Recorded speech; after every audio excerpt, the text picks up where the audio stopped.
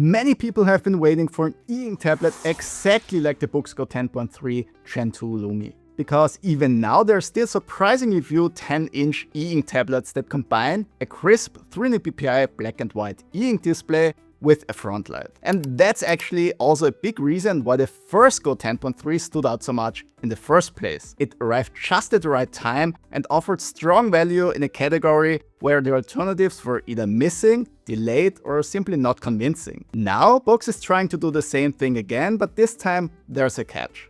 The Go 10.3 Lumi finally brings together high resolution and the Frontlight many people wanted most. But to get there, Boox dropped EMR and switched to a capacitive pen.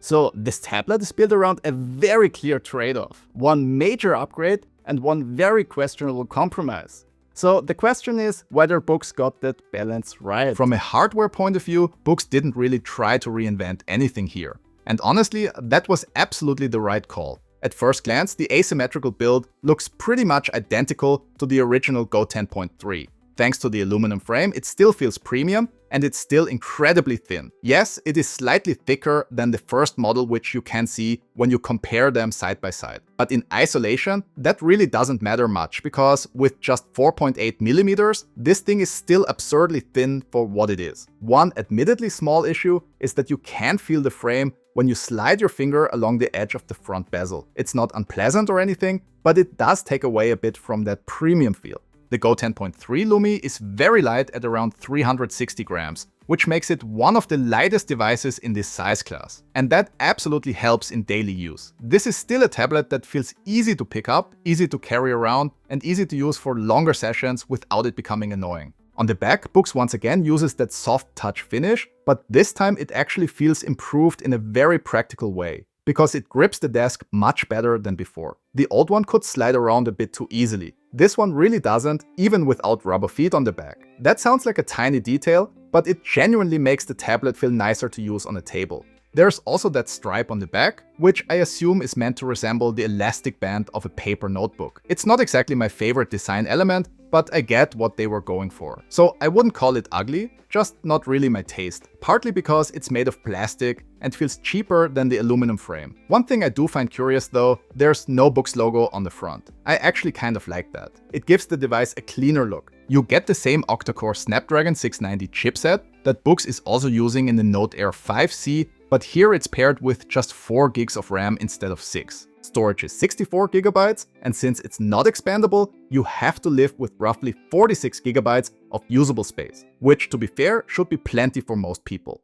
So this definitely isn't a performance monster, but for what this device is supposed to be, the overall setup feels reasonable. It can get a bit warmer under load, but still well within what I'd consider normal. You also get dual speakers at the bottom and a built-in microphone, which adds a bit of flexibility for media, recordings, and the usual Android stuff. The power button sits at the top, but just like with the predecessor, there's no fingerprint sensor here, unlike on the Note Air 5C. The front has that same paper-like texture as the first generation Boox Go 10.3. The downside is that it's not especially scratch resistant, so if you take the tablet with you a lot, the Folio is probably worth getting as well. The new Folio once again includes this detachable strap, and while I can see the idea behind it, I personally don't like it very much. It's more of a hassle to put on, and you always have to be careful not to misplace it. So at the end of the day, I just don't bother and end up tossing them all onto a pile. The cover now has more of a suede-like material on the outside, but it feels a bit rougher than you might expect. That does make it very grippy, but honestly, I'm not completely sure how I feel about it. It's probably an acquired taste because the texture is so noticeable every time you pick it up. And the inside is the complete opposite. It's very smooth. So smooth, in fact, that I almost think it could use a bit more grip. But of course, more important than that is the writing experience. And your first question here is probably the same as mine was. Why on earth did they move from EMR to a capacitive pen? Because EMR is arguably still the best digital writing technology. It's passive. So an EMR stylus doesn't need charging, it's widely compatible with many different pens on the market. And on a dedicated note-taking tablet, it's usually exactly what you want because it's also more precise. So at first glance, this looks like a downgrade. Now, to be fair to Boox, this might not entirely be their fault. They buy the full display stack, including the digitizer from e-ink. So my guess is that e-ink simply doesn't currently offer a 300 ppi plus Frontlight combination with EMR anymore, or at least not at a price point that made sense for this product. And thankfully not all is lost, because the writing experience is actually much better than I expected. The first thing I noticed is the feel. It's incredibly satisfying. There's a very nice amount of resistance, a good scratchiness to it, and the screen texture feels very similar to the first generation Go 10.3. So if you liked that paper-like surface before, that part is still here. But interestingly, because of the new pen, it actually feels nicer in some ways. The Inksense Plus Pen has a pointier, firmer tip than most EMR pens, so the writing experience feels a bit more pencil-like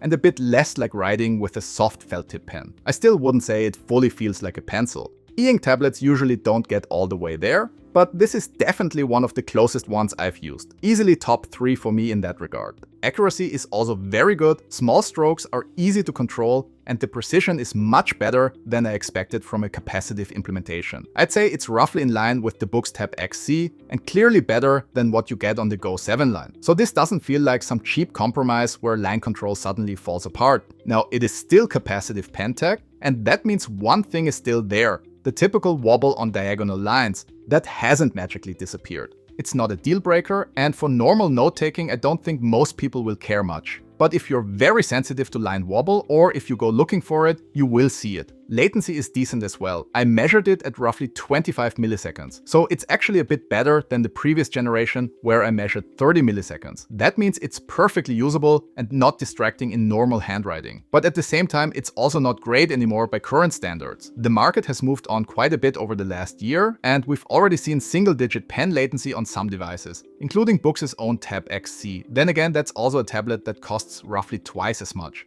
Because this now has a Frontlight layer, the pen-to-pixel distance is also a bit larger than on the first Go 10.3, which had no Frontlight. You can actually see that a little bit on the edges too, where the bezels cast a slightly more obvious shadow onto the display. But to be honest, in practice, I don't think it's a real issue, because the writing still feels direct enough. I only point this out for people who specifically prefer Frontlightless devices because they're chasing the absolute closest pen-to-ink look possible.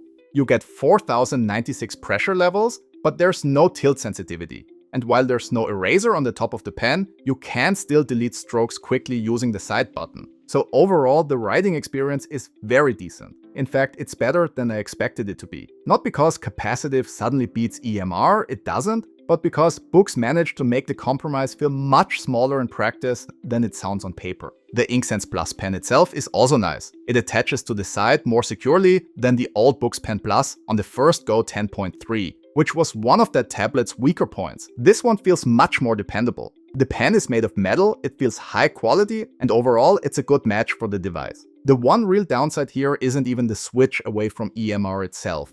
It's that you have to charge the pen separately via USB-C. And honestly, this was the part I was most ready to criticize. On paper, I fully expected this solution to add too much friction to the whole setup. But after actually using it, I have to admit I judged it a bit prematurely. Yes, it still adds more friction than the old setup, because you now have to think about charging the pen separately. And on a dedicated note-taking device like the Go 10.3 Lumi, that is still not ideal. Boox really could have gone with wireless charging while the pen is attached, like they're doing on the Tab XC. But in practice, it turned out to be a much more reasonable solution than I expected. It is less convenient, yes, but it's nowhere near as annoying or disruptive as I initially thought it would be. I'll talk more about battery life of the pen later in the video.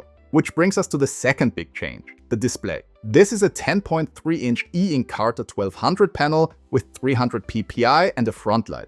And that combination is really the whole point of this device. The Frontlight has a slightly more visible brightness gradient than the Boox Note Air 3, Boox's last frontlit black and white e-ink tablet in this size category. It's still within the typical range for an asymmetrical design, but with certain brightness and color temperature settings, you may notice it if you're sensitive to that sort of thing. On my unit, I measured roughly 145 nits at maximum brightness with the cold white Frontlight setting on average, and around 115 nits with the warm color temperature. And the lowest brightness setting drops all the way down to just 0.15 nits. Which is incredibly dim and should be absolutely fine even if you're very sensitive to light. So overall, readability is excellent in almost any lighting situation. During the day, the screen is easy to read both with and without the Frontlight, and in darker environments, the Frontlight does its job well at very low brightness settings. It's also color temperature adjustable, but the range is a bit narrower than I would have liked. It roughly spans from around 6400 Kelvin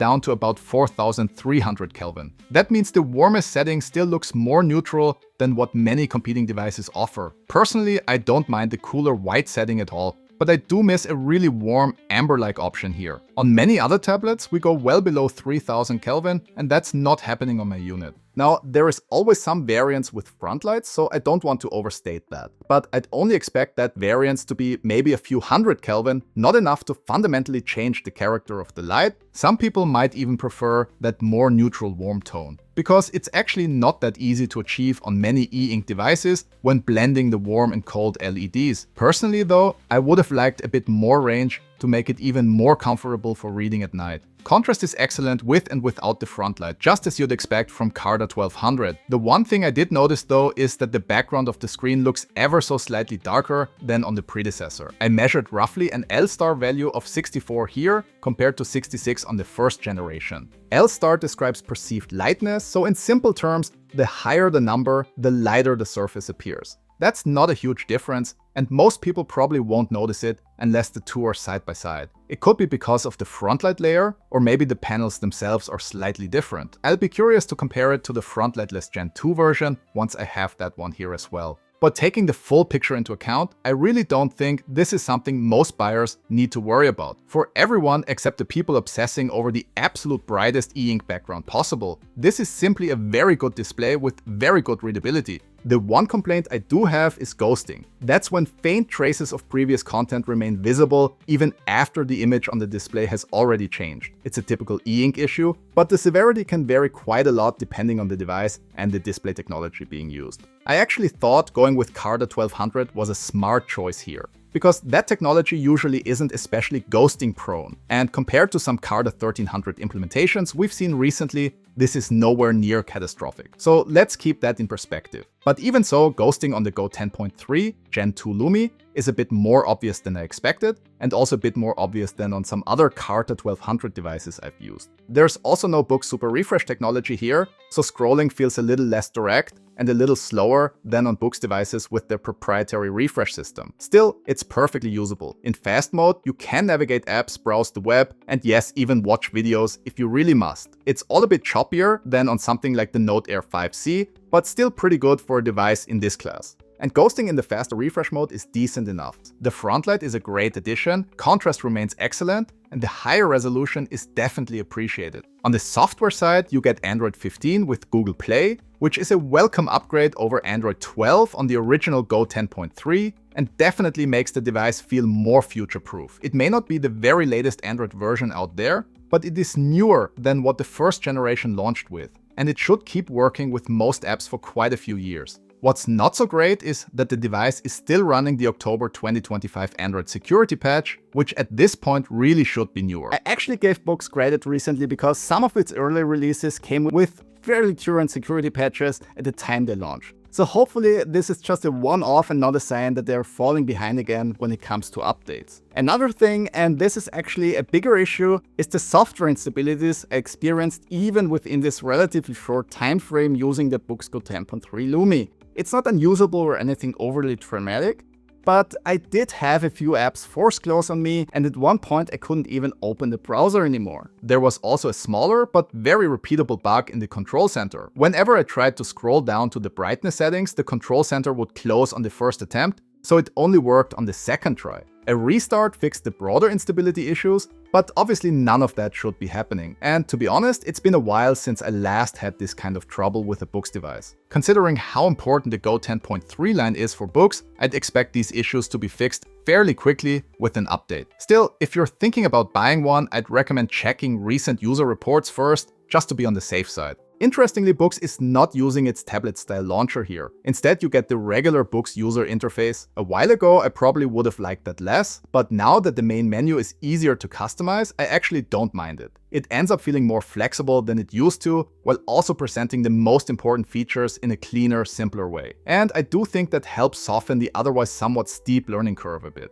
overall performance is snappy for e-ink. Not iPad snappy, obviously, but comfortably responsive within the category. You can install Android apps directly from the integrated Google Play Store, so you can go ahead and get the Kindle app if you prefer that instead of the integrated eBooks app. Essentially every other app works as well, but you have to keep in mind that Android apps are typically not designed for e-ink, so the more complex an app is visually, the more likely it is that you hit a natural limitation for the e-ink display running such an app. But once again, you get Boox's e-ink tuning menu, now called e-ink Wise. It allows you to adjust the display's behavior for certain apps, so even more complex apps can be run reasonably well. I know some people aren't happy with the move toward a more simplified system compared to the old display modes, but honestly, I think this is the right direction if Boox wants broader adoption. The old setup was powerful, but also unnecessarily intimidating for many users. This one still takes a bit of getting used to, but the default settings work well most of the time. And if an app needs more fine-tuning, you can still do that. One thing that still deserves criticism is privacy. Onyx Boox does have a privacy policy in place and states that it adheres to data privacy law in the EU, and you have to agree to that policy during setup. What I'd still like to see though is a proper option to completely opt out of any tracking. Like other Boox devices I've tested, the Go 10.3 Gen 2 Lumi occasionally connects to Chinese servers, which I don't really see a good reason for when you're not using cloud services and you've disabled update checks. Now, to be fair, that's not unique to Boox. Android in general is a chatty operating system, but if that sort of thing concerns you, I'd still recommend using a software firewall. As for the actual note-taking software, it's as good as ever. And with Boox, that still means one thing above all: comprehensiveness. The Notes app is, quite simply, one of the deepest note-taking systems you can get on e-ink right now. You get different pen types, layers, shapes, templates, with the option to add your own, audio recording, handwriting recognition, handwriting search, table of contents, and local export in different formats. So this app basically covers everything. And that depth really matters in practice. Because once you stop thinking of this as just a digital notepad and start using it for larger amounts of information, features like handwriting search become incredibly useful. If you have pages and pages of notes, you simply can't flip through them the way you would with a paper notebook. So having a search function matters a lot. It's not the fastest implementation I've seen, but once you've enabled it online the first time, indexing and searching also works offline after that. Boox also gives you a lot of control over the workflow itself. The toolbar is detachable, customizable, and now even much easier to adapt to your own preferences. You can create different toolbar themes, move it around, resize it, and quickly show or hide it with a gesture. That may sound like a small thing, but if you write a lot, those little workflow improvements genuinely add up. Then there are the infinite notes, which let you scroll the canvas in any direction and just keep expanding the available space. For mind maps, sketches, rough planning, or notes that don't fit neatly into a page-by-page structure, that's a pretty awesome addition. The waypoint system also helps a lot, because without some kind of navigational aid, these freeform canvases can get messy very quickly. The one thing I don't love quite as much is that the infinite canvas is still its own separate note type, instead of just being a more seamless part of regular handwritten notes. That makes it a little more limited than it ideally should be. You can work around that to some extent by expanding the margins in regular notes as well, but it's not quite as elegant. So overall, I still think Boox is ahead of everyone else when it comes to raw note-taking capability on e-ink. It may not be the cleanest or most immediately intuitive system, and there is definitely a learning curve. But if what you want is depth, flexibility, and tools that actually scale beyond casual note-taking, this is still about as good as it gets. PDF functionality is, once again, exceptional. Honestly, this is still the area where Boox is just taking the crown in e-ink. Hands down the best PDF functionality you can get on e-ink right now. And it's not even close. You get multiple viewing modes, and the columns mode in particular is fantastic. It lets you zoom into parts of a page and then jump from segment to segment without manually dragging the canvas around all the time. For academic papers, multi-column documents, manuals, anything like that, it's incredibly useful. And PDF annotation is as frictionless as it should be. You just write directly into the PDF. Then later, you can simply copy that same file back to your PC from the internal storage, and all your annotations are right there. That is exactly how it should work. And there are different cloud sync options available as well if you prefer a more automated workflow than copying files manually. The ebook side is very good too. The library gives you useful sorting and filtering options, and the reading app includes all the important features like text styling, notes, and dictionary lookup. By default, dictionary definitions are pulled online, but you can also use local dictionaries, although you still have to sideload those yourself, which is a bit annoying because finding good sources can be a pain. You can also use the pen to write directly on ebook pages, though you do need to be careful when adjusting the text styling afterwards, because the annotations can end up becoming misaligned. Boox also reworked the text styling to be more similar to how Kindles handle it. You can set up a look, save it as a theme, and then quickly switch between different presets. That's a nice usability improvement. There's also text-to-speech via Android's default speech synthesis. Obviously, it doesn't sound as natural as a proper audiobook, but it's still useful if you want to continue with a book while not looking at the screen, or for accessibility, or maybe even for language learning. And because it runs on Android, you can download different voices, languages, and dialects. Let's listen to how that sounds. Mr. Darcy walked off, and Elizabeth remained with no very cordial feelings towards him. She told the story, however, with great spirit among her friends, for she had a lively, playful disposition, which delighted in anything ridiculous. The evening altogether passed off pleasantly to the whole family. Mrs. Bennet had seen her eldest daughter much admired by the Netherfield party. Battery life is decent overall. Because there's no battery draining super refresh technology here, the Boox Go 10.3 Lumi lasted almost twice as long as the Note Air 5C with the Frontlight turned off. 55 hours on a single charge. And that's exactly where e-ink still shines when the setup is right.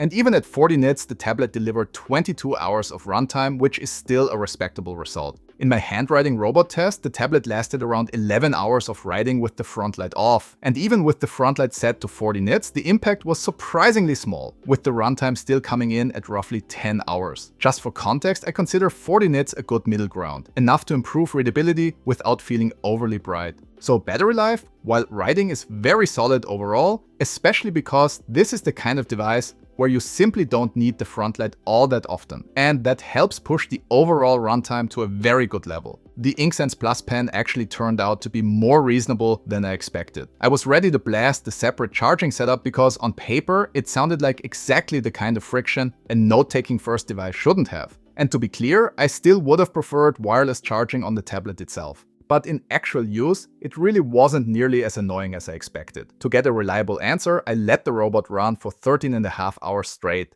until the pen's battery indicator finally dropped to 75%. That suggests a total runtime of roughly 50 hours. So even with heavy note-taking, say 3 to 5 hours a day on a busy school or work day, you'd probably still only have to charge it about every 2 weeks. And with lighter use, even a few months doesn't seem unrealistic. So yes, it does add some friction, but much less than I originally thought. So where does this leave us? Honestly, in a pretty good place. The Boox Go 10.3 Gen 2 Lumi is a worthy successor to the original. And just like the first Go 10.3, the whole point of this device is not to be Boox's most advanced note taker, it's supposed to hit that sweet spot.